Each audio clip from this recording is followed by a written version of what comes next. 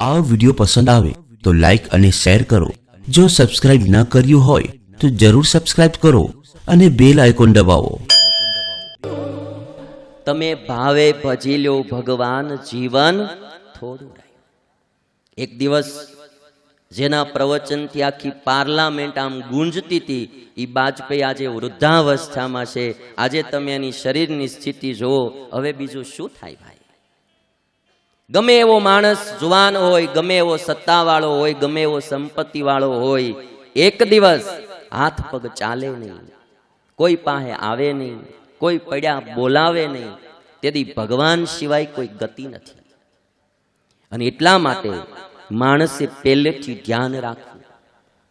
બુદ્ધિના ડાપણમાં અમારા સંતોએ તો ગાયો, દુનિયામાં ડાયો ડાપણમાં દુઃખ પામે, ભવતારણ ભગવાન વિસારીને ચડિયો ઠાલે ભામે।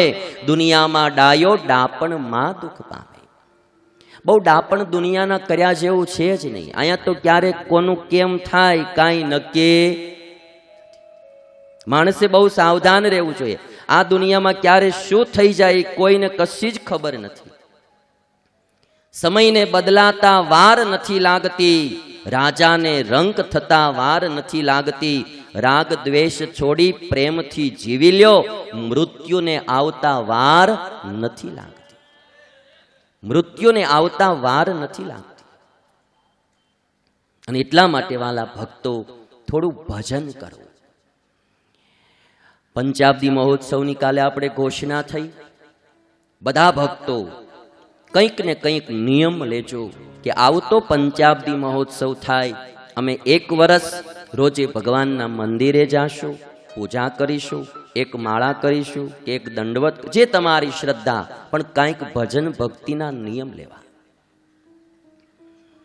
હું 7 દી કથા કરું ને તોય કથા છે એ ભગવાનની જ કથા હોય, પણ તોય પછી મને એમ થાય કે 2-5 દી નિવૃત્તિ હોવી જોઈએ આપણા ભજન ભક્તિ માટે પણ। સતત કથા બી મન નહીં ગમે,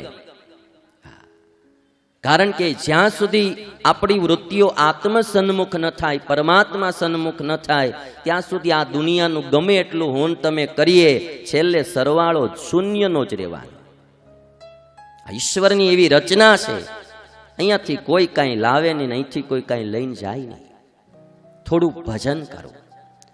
અને ભજનની રીતિ દુનિયાના દરેક ધર્મમાં છે। તમે સારનાથ જાઓ કાશી પાસે, બૌદ્ધ ધર્મના કેટલા અનુયાયીઓ આવે, ચાઇનાથી આવે, જાપાનથી આવે, શ્રીલંકાથી આવે, ક્યાં ક્યાં દેશોમાંથી આવે, અને બૌદ્ધ ભગવાનના બનેલા સ્તૂપોને એ લોકો દંડવત કરતા હોય છે। હિન્દુ ધર્મમાં તો ભક્તિનું ખરું છે। તમે ગુરુદ્વારામાં જાઓ, સતત ભજન ચાલતું હોય, શીખ લોકો સતત ભજન કરતા હોય, ધૂન ગાતા હોય। આખી દુનિયાના દરેક ધર્મો ભક્તિમાં માને છે, માટે પંચાબ્દી મહોત્સવ નિમિત્તે બહેનો ભાઈઓ બધા કંઈક કંઈક ભજન ભક્તિ, તમારા જીવનું કલ્યાણ થાય એવું નિયમ રાખજો। નિયમો તમને હું કહું, જે તમને સારું લાગે। જો મંદિરે ન જાતા હો તો રોજ એકવાર મંદિરે જવાનો નિયમ રાખો। કોઈ સત્શાસ્ત્રનું વાંચન તમે જો ક્યારેય ન કરતા હો તો ભાગવત ગીતા રામાયણ જે તમને શાસ્ત્ર ગમે એનું થોડુંક વાંચવાનો નિયમ રાખો। સ્વામિનારાયણ ભગવાને 212 શ્લોકની શિક્ષાપત્રી આપી જીવના કલ્યાણ માટે, આ લોક પરલોકમાં સુખી થવા માટે રોજ એના 5 શ્લોક વાંચવા। માતા પિતાને પગે ન લાગતા હો તો એવું નિયમ લો પંચાબ્દી મહોત્સવ નિમિત્તે કે રોજ ઉઠીને હું મારા માતા પિતાને પગે લાગી જય સ્વામિનારાયણ, જય શ્રી કૃષ્ણ કે જય સિયારામ કહીશ।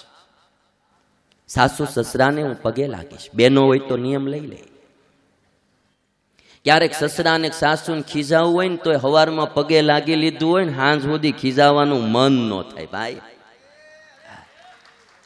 હવારમાં જઈને આમ માથું ન મૂકી દે પગમાં, બા જય સ્વામિનારાયણ, આખું માથું મૂકી દેવાય પગમાં, એમાં જાય હું આપણું ભાઈ? સાંજ સુધી બા બોલી જ ન હોય કે કાંઈ। હવે આવું બધું મારે શીખવાડવું પડી, પછી કેવી સારું ન લાગે ને। મંદિરે જાવું, પૂજા ન કરતા હો તો પૂજા કરવી, સત્શાસ્ત્રનું વાંચન કરવું। કોઈને વ્યસન હોય તો વ્યસન મૂકી દેવું। કે આજથી હું માવો મૂકીશ, સ્મોકિંગ મૂકીશ, જે કંઈ નાનું મોટું વ્યસન હોય એ મૂકી દેવું. કદાચ કાંઈ તમારાથી થોડું ઘણું ઈંડા કે બીજું ત્રીજું માંસાદીનો આહાર થતો છોડી દેવું.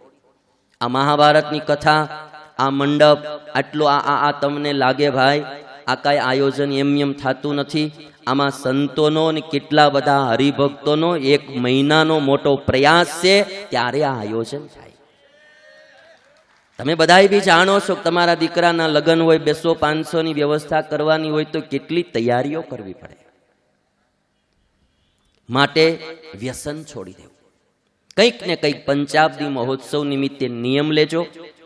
તમને અહીંથી ફોર્મ આપવામાં આવશે, એમાં તમારું એડ્રેસ ભરી અને જે નિયમ લ્યો કે આજથી હું માવો છોડીશ, બીડી છોડીશ, કે પછી જે કાંઈ નિયમ હોય દારૂનું માંસનું છોડીશ, માતા પિતાને પગે લાગીશ, મંદિરે જઈશ, સત્શાસ્ત્રનું વાંચન કરીશ. બેનો છે તો એ પણ નિયમ લઈ શકે કે હાવણીઓથી છોકરાને નહીં મારી, એ બી લઈ શકે મારતા હોય તો. એટલે હાવણીઓથી નહીં મારી એટલે હાથેથી ઢીપશું એમ નહીં, નિયમ લેવા. છોકરાને મારવાની, કોઈ દી કોઈ છોકરાને ન મારવું. નાનપણથી એનામાં નેગેટિવિટી ન નાખો, એને ભાવ પ્રેમ આપો. તમે આજ મારશો ને એ છોકરામાં મારવાના સંસ્કાર પડશે, પછી મોટો થશે ને પણ એ એના છોકરાઓને મારશે. માટે છોકરાઓને કોઈ દી મારવાની, એને બહુ ચડાવવા પણ નહીં માતા પિતા, એ બી ધ્યાન રાખવું. એને બહુ ચડાવવાય નહીં, એને કોઈ દી મારવાય નહીં. ખોટું કરે તો એને ડારો પી દેવો પડે પણ મારવા નહીં. એટલે આવું કંઈક ને કંઈક નિયમ લેજો.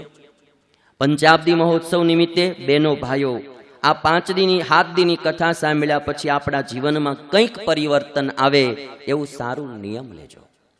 બહુ ગુસ્સો કરતા હો તો એવું નિયમ લેજો કે આજથી હવે હું ક્રોધ નહીં કરું. કોઈ પતિને એની પત્નીને મારવાની આદત હોય, આમ તો ન મારતા હોય પણ ક્યારેક જરા તરા મારવાની આદત હોય તો નિયમ લઈ લેવું કે આજ પછી હું મારા પત્ની ઉપર હાથ નહીં ઉપાડવા. અને કદાચ કોઈ બેનને એવી આદત હોય તો એને પણ નિયમ લઈ લેવું કે હવે હું મારા ઈ ઉપર હાથ નહીં ઉપાડવા, હુંકારા તુકારા નહીં કરું. નિયમ લેવું કંઈક, સમાજ સુધરે, આપણું ઘર સુધરે એવું કંઈક નિયમ લેવું. એક પતિ પત્ની હતા ને એને 50 વર્ષ થઈ ગયા પતિ પત્નીને, કોઈ દિવસ 2 પતિ પત્નીમાં ઝઘડો જ નહીં થયેલો. એટલે એનો એક સમારોહ હતો ને એમાં પત્રકારો બધા ઇન્ટરવ્યુ લેવા આવ્યા હતા ને એમાં એ પતિને પૂછતા હતા કે તમારા પતિ પત્નીમાં 50 વર્ષમાં કોઈ દી ઝઘડો ન થયો એટલે ગજબ કહેવાય, કે આનું રહસ્ય શું કે ઝઘડો જ નહીં થયો તમારા પતિ પત્ની. એટલે પતિ વાત કરતો હતો પત્રકારોને કે અમારા લગ્ન થયા ને પછી અમે હનીમૂન મનાવવા શિમલા ગયા હતા કે, અને ન્યાય કે અમે ઘોડે સવારી કરી કે 2 જણાએ. મારો જે ઘોડો હતો ને એ બહુ સીધો હતો પણ કે મારી પત્નીનો ઘોડો થોડોક તોફાની હતો, એટલે કે એની મારી પત્નીને હેઠી પછાડી ગઈ. એટલે મારા પત્નીએ તરત કે આમ માથે હાથ ફેરવીને કહ્યું કે 1 વાર થયું કે, અને વળી પાછી ઘોડા ઉપર બેસી ગઈ. થોડીક આગળ ચાલી ત્યાં વળી પાછું ઘોડાએ મારી પત્નીને પછાડી, એટલે વળી મારી પત્નીએ ઘોડા માથે હાથ ફેર્યો અને કે 2 વાર થયું કે, વળી પાછી ઘોડા ઉપર બેસી ગઈ. વળી આગળ ચાલી ત્યાં 3જી વાર ઘોડાએ મારી પત્નીને પછાડી, એટલે એને થેલીમાંથી પિસ્તોલ કાઢી અને ઘોડાને ફૂંકી દીધો. 1 2 3 ફૂંકી દીધો. એટલે ઘોડાને મારી નાખ્યો, ભાડે લીધેલો ઘોડો. એટલે મેં કીધું કે રે ગાંડી તે આ શું કર્યું? તો મને કે 1 વાર થયું.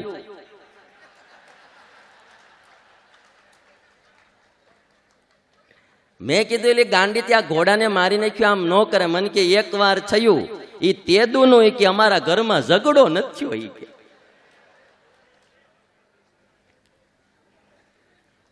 એટલે આવી કઈક ટેવ હોય કોઈને તો એ છોડી દેવી. કોઈને અબોલા હોય ભાઈઓ ભાઈઓમાં, દેરાણી જેઠાણીમાં, સાસુ વહુમાં, નિયમ લ્યો પંચાબ્દી મહોત્સવ નિમિત્તે કે આજ હું સામે હાલીને જઈશ અને એને બોલાવીશ. મારે હવે દ્વેષ નહીં રાખવો.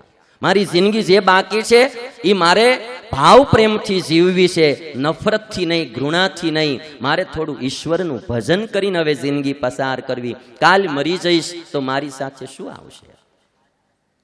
માટે ભજન ભક્તિના નિયમ લેવા. અને સાથે સાથે વાલા ભક્તો, જે આપણે સદ્ધામનો સંકલ્પ કર્યો, જે સદ્ધામમાં 5 મંદિરોના નિર્માણનો સંકલ્પ કર્યો, મારો એક જ લક્ષ્ય છે એમાં કે આપણો સમાજ આપણી સંસ્કૃતિથી યુક્ત બને, આપણો સમાજ સર્વ પ્રકારે સુખી થાય. અમારે સ્વામિનારાયણ ભગવાને 200 વર્ષ પહેલા એ દરબાર લોકોને જે કહુંબાને થોડા ઘણા વ્યસનો હતા એ છોડાવી, કહુંબાઓ છોડાવ્યા, હોકા છોડાવ્યા. આજે અમારો યુવા વર્ગ નિર્વ્યસની બને, માતા પિતાને પ્રણામ કરતો થાય, એની સેવા કરતો થાય, થોડું ઈશ્વરનું ભજન કરતો થાય, કુટુંબમાં સંપીને રહેતો થાય, અનીતિમાંથી બારો આવે, પાપના માર્ગમાંથી બારો આવે. એટલા માટે આપણે ત્યાં 5 મંદિરોનું નિર્માણ થશે. અને સતધામ એક એવું ધામ બનશે. અને આજ તમે જુઓ ને ભાઈ, તો આમ આ મહાભારતની કથાથી ગુજરાતમાં તો મહાભારત થઈ ગયું છે. અમારા આજે ગોધરાનો સત્સંગ સમાજ આવ્યો તો મને કે સ્વામી અમારા ગોધરામાં બધા મહાભારતની કથા જ સાંભળે છે. આજે ગલ્લાવાળાઓ બધા મહાભારતની કથા સાંભળે છે. અને એક દિવસ એવો ભજન ભક્તિનો ને સંસ્કૃતિના જતનનો અખાડો સદ્ધામમાં થશે કે એક દિવસ આ સુરત નહીં, ગુજરાત ભરને સદ્ધામની નોંધ લેવી પડશે.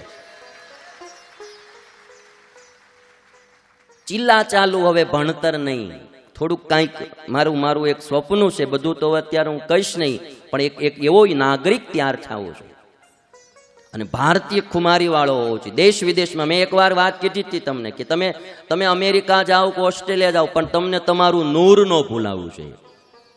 તમે ગમે ત્યાં વિદેશમાં જાઓ, એરપોર્ટમાં જાઓ, એટલે લોકો તમે બધું જોયા કરતા હોય. અમારી પર્સનાલિટી એવી હોય ને કે અમે અમેરિકા જઈને તે ગોરીએ બધા ઊભા રહી જાય, આ કેમેરા લઈને આવે, એક સેલ્ફી લઈ લે બાપા, અમારે શું વાંધો. આપણી સંસ્કૃતિ, આપણું જે એને છોડી ન દેવાય. આપણે અમેરિકા જઈ કઈ અમારે વિંગું પહેરીને જવું, જે આપણી સંસ્કૃતિ એનું જતન થાય. અને મોડું તો કોઈ દી પડવું જ નહીં ક્યાંય. હા, મારી જીવનમાં ગરીબી બધા પીરિયડો અમે અનુભવ્યા હોય. હાવ અમે અહીંયા લોકમાં આવ્યા છીએ, બધું અનુભવ્યું હોય. હાવ કાંઈ અનુભવ વિનાની આટલી બધી વાતો કાંઈ શાસ્ત્રમાં થોડી આવે છે ભાઈ. જીવન છે, સમાજમાં રહીએ, કુટુંબમાં, અમારે કુટુંબ છે, પરિવાર છે, બધાની સાથે ચડતી પડતી, હારું મોળું. હા, ઘણાય નડનારાય હોય, તમને તમારી નાય, તમને અમારી. કોઈ એને ડિલીટ કરવાનું, એને ભૂલવાનું, એને આપણે યાદ રાખીએ તો ક્યાંથી થાય. એટલે સદ્ધામ આપણો મૂળ વેદનો મંત્ર છે. આમે નામ બી એમ પસંદ નહીં કરું. એકમ સત વિપ્રા બહુધા વદંતી. ઈશ્વરનું મૂળ નામ છે સત. ઈશ્વરનું મૂળ સ્વરૂપ જે પર સ્વરૂપ. અવતાર સ્વરૂપોના નામ તો અલગ અલગ હોઈ શકે, રામ, કૃષ્ણ, સ્વામિનારાયણ, એ જે આ લોકમાં આવ્યા હોય. પણ મૂળ જે ધામસ્થ ભગવાનનું સ્વરૂપ, એનું મૂળ નામ આપણું વેદ બોલે સત. એકમ સત વિપ્રા બહુધા વદંતી. અને ભાગવતની રચના જ્યારે વ્યાસ પ્રભુએ કરી, ત્યારે વ્યાસ પ્રભુએ કોઈ અવતારનું નામ નહીં લીધું. વ્યાસ પ્રભુએ લખ્યું સત્યમ પરમ ધીમહિ. સત્યમ પરમ ધીમહિ. એટલા માટે આ સદ્ધામ એક ઈશ્વરના નેજા નીચે, એમાં બધાયનો સમાવેશ હશે. ઈ સદ્ધામમાં બધાનો સમાવેશ હશે, કોઈ એક ગ્રુપ માટે નહીં. જે કોઈને આ આપણી ભારતીય સંસ્કૃતિના જતનમાં સહયોગ કરવો હોય, એ બધાની ત્યાં સમાવેશ થશે. અને સંસ્કૃતિના સૂત્રો આવે ને ભાઈ, મને બહુ સરસ આજ કોઈએ વોટ્સઅપમાં મેસેજ મોકલ્યો હતો કે ક્રિશ્ચનોને ઇંગ્લિશ આવડે એટલે એનું બાઇબલ વાંચી શકે, મુસલમાનોને ઉર્દુ આવડે કે એ લોકો એનું કુરાન વાંચી શકે, અને આપણા હિન્દુઓને સંસ્કૃત ન આવડે એટલે આપણા વેદ ક્યાંથી વાંચી શકે. આપણે આપણી મૂળ ભાષા ભૂલાતી જાય ભાઈ, તો આપણે આપણું ક્યાંથી વાંચી શકીએ. એટલે મેં બધાને કીધું, તમારા છોકરાને તમે જરૂર ઇંગ્લિશ મીડિયમમાં ભણાવજો, એની ના નહીં ઇંગ્લિશ શીખવાડજો, પણ એને હારોહાર ગુજરાતી અને હિન્દી ભાષા પણ શીખવાડજો. આપણા શાસ્ત્રોના સંસ્કૃત ન આવડે તો કંઈ નહીં, પણ એના ટ્રાન્સલેશનો ગુજરાતીમાં હિન્દીમાં થયા હોય, કમસે કમ વાંચી શકવા જોઈએ કે આપણા ઋષિમુનિએ શું લખ્યું. મને એવું લાગે છે કે આજકાલ ઘણા બધા રાજકારણોને કારણે પણ એ આપણી સંસ્કૃતિના મૂળિયાઓ ઉખડી રહ્યા હોય એવું આપણને જોવામાં મળે છે. જે આપણી ભારતીય સંસ્કૃતિ, જે આપણો ભારત દેશનો ભાવ પ્રેમ, હળી મળીને રહેવું એ આપણી સંસ્કૃતિ. આપણા વેદો કે પછી આપણી ગૌ માતાઓ હોય કે કોઈ બી આપણી સંસ્કૃતિ, આપણી ભારતીય સંસ્કૃતિ કોઈ એક વસ્તુને નહીં. આ પર્વતને આદર આપનારી, નદીઓને આદર આપનારી, વૃક્ષોને આદર આપનારી, અરે ઇવન ઝેરીલા સર્પોને પણ અમારી ભારતીય સંસ્કૃતિ પૂજવાનું કહે છે, મારવાનું કે તે નાગ દેવતાની પણ અહીંયા પૂજા થાય છે. અને એટલે સૂત્ર આપણે અપાણું વસુધૈવ કુટુંબકમ. આખી પૃથ્વી એ અમારું કુટુંબ છે. અને કમસે કમ આપણે જાજુ ન કરીએ, આપણા કુટુંબથી શરૂઆત કરીએ કે રહેવું તો હળી મળીને રહેવું. અમે અટાણે એટલા સાધુ રહીએ ને, અમારા 15 જણા છીએ અમે. આમાં હું ઘણી વાર આ વાત કહું છું કે અમારે 15માં એક કોઈને હાથ પેઢીએ હુચક ન લાગે. અમારે 15 જણાને હાથ પેઢીએ હુચક ન લાગે. અને અમે બધા જ તે અત્યારે આમ તમે જુઓ ને 20 થી 35-45 વર્ષની અંદરની રેન્જના બધા. પણ છતાંય આજે જે છે મંડળમાં હું જોઉં છું કે જે હળી મળીને રહે અને જે બધા સારા કાર્યો આ યુવાન સાધુ દ્વારા થાય. તમારા ઘરમાં તો તમે 5-7 જે હો ત્યાં જ સંકલ્પ કરજો કે ભાઈ ભાઈમાં, પતિ પત્નીમાં, સાસુ વહુમાં, દેરાણી જેઠાણીમાં ઝઘડો નહીં, નફરત નહીં, ઘૃણા નહીં. આપણે એકમેક થઈ અને હળી મળીને રહેવું એ આપણી સંસ્કૃતિ છે. અને ખાસ કરીને જે આપણે ભારતીય સંસ્કૃતિ, પરોપકારી સંસ્કૃતિ. અમારે પ્રફુલભાઈ શિરોયા આજે કેટલું મોટું સમાજનું કામ કરે. હરિભાઈ કથિરિયા કેટલું મોટું સમાજનું કામ કરે. આજે આપણે સરકારોમાં પણ યુવા વર્ગ આવવા લાગ્યો છે. અમારે જનકભાઈ જેવા ઘણા બધા યુવાનો આજે સરકારમાં, ગવર્મેન્ટમાં આવે, એક આદર્શ વિચારો લઈને આવે, ભારતીય સંસ્કૃતિનું ગૌરવ વધારે એવા વિચારો લઈ અને કોઈ રાજકારણમાં આવે તો એના દ્વારા પણ ખૂબ મોટું દેશભક્તિનું કાર્ય થાય. જો તમને આ વિડીયો પસંદ આવે તો લાઈક કરો, નીચે કોમેન્ટ બોક્સમાં તમારા વિચાર લખી મોકલો. સાથે સાથે આ વિડીયો તમારા મિત્રોને ફેસબુક, વોટ્સઅપમાં શેર કરવાનું ભૂલતા નહીં. અને વધુ વિડીયો માટે અમારી આ ચેનલને સબસ્ક્રાઇબ કરી બેલ આઇકોન જરૂર ઓન કરજો. યુટ્યુબના માધ્યમથી કથા સાંભળતા ભક્તોને જય શ્રી સ્વામિનારાયણ. માનવ કલ્યાણ માટે જીવન સમર્પિત કરનાર પરમ પૂજ્ય સત્શ્રી, જેમની અમૃતવાણીથી કેટલાય લોકો વ્યસનમુક્ત થયા છે, કેટલાય પરિવારોમાં એકતા વધી છે, સમાજમાં પ્રભુ ભક્તિ, દેશભક્તિ, ગુરુ ભક્તિ, માતૃપિતૃ ભક્તિનો સંચાર થયો છે. આવી સમાજના કલ્યાણરૂપ કથાના પ્રચાર પ્રસાર માટે તમારા જન્મદિવસ, મેરેજ એનિવર્સરી, પુણ્યતિથિ અથવા કોઈ પણ દિવસે ડોનેશન આપી આ પુણ્ય કાર્યના સહભાગી બનીએ. યથાશક્તિ ડોનેશન આપવા માટે સંપર્ક 990444 17000. જય શ્રી સ્વામિનારાયણ.